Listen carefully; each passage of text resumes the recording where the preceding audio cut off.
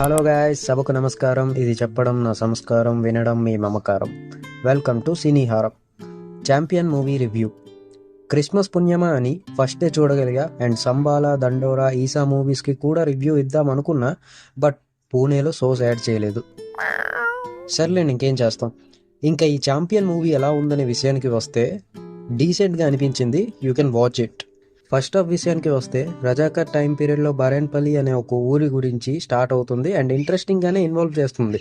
ఈ సెటప్ తర్వాత ఇంకా మన హీరో క్యారెక్టర్ ఎస్టాబ్లిష్మెంట్కి వెళ్తుంది అండ్ ఈ సీన్స్ అన్నీ బాగానే ఉంటాయి. మెయిన్లీ వరల్డ్ బిల్డింగ్ చాలా అంటే చాలా బాగుంది. ఆ టైం పీరియడ్కి సరిపోయినట్టు బడ్జెట్ అంతా బాగా కనిపిస్తుంది, కాంప్రమైజ్ అవ్వకుండా. ఇంకా అలా కొంచెం ఫన్నీగా అండ్ కొంచెంగా స్టోరీ ఎస్టాబ్లిష్ చేసుకొని వెళ్తుంది. మ్యాక్సిమం పోర్షన్స్ అన్నీ బాగానే ఉంటాయి, కానీ మోస్ట్ ఆఫ్ ద థింగ్స్ ప్రెడిక్టబుల్గా ఉంటాయి.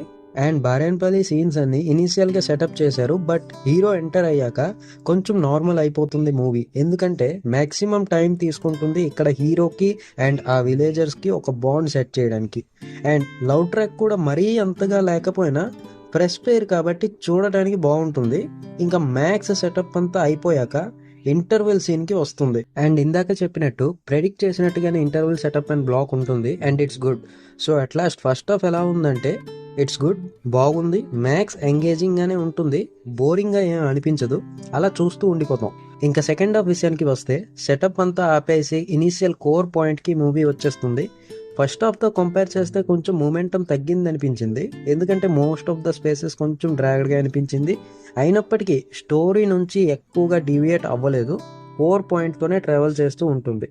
ఫస్ట్ హాఫ్లో సేమ్ ఇష్యూ ఇక్కడ కూడా ఉంటుంది, అదే ప్రెడిక్టబిలిటీ.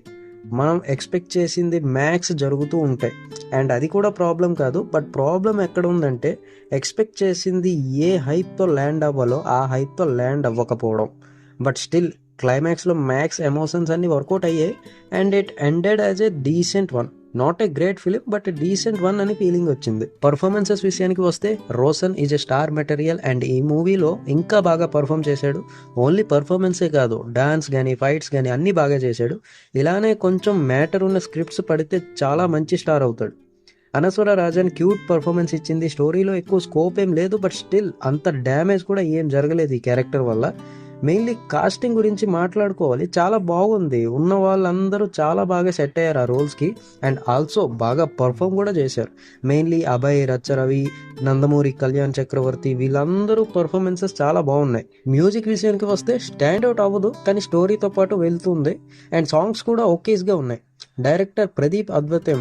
స్టోరీ అండ్ కాస్టింగ్ బాగానే ఉన్నాయి, బట్ ఎమోషన్స్ని ఇంకా బాగా హ్యాండిల్ చేసి ఉంటే మూవీ ఇంకా బాగా వర్కౌట్ అయ్యేది. బట్ స్టిల్ అన్నెసెసరీ థింగ్స్ ఏమీ యాడ్ చేయకుండా మూవీ కోర్ పాయింట్లోనే స్టిక్ అయ్యి హానెస్ట్ అటెంప్ట్ అయితే చేశారు.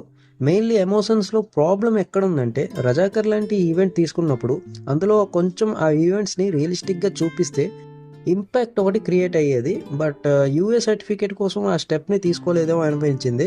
అండ్ ఇంటర్వ్యూకి ఏమవుతుందో అందరికీ తెలుసు, బట్ అక్కడ ల్యాండ్ అవ్వాల్సిన పీక్ పాయింట్ ల్యాండ్ అవ్వలేదు. ఇలా కొన్ని ఎమోషన్స్ వర్కౌట్ అవ్వక కొంచెం కనెక్షన్ మిస్ అయింది. So that's my review. And Cineharam rating వచ్చేసి 3/5.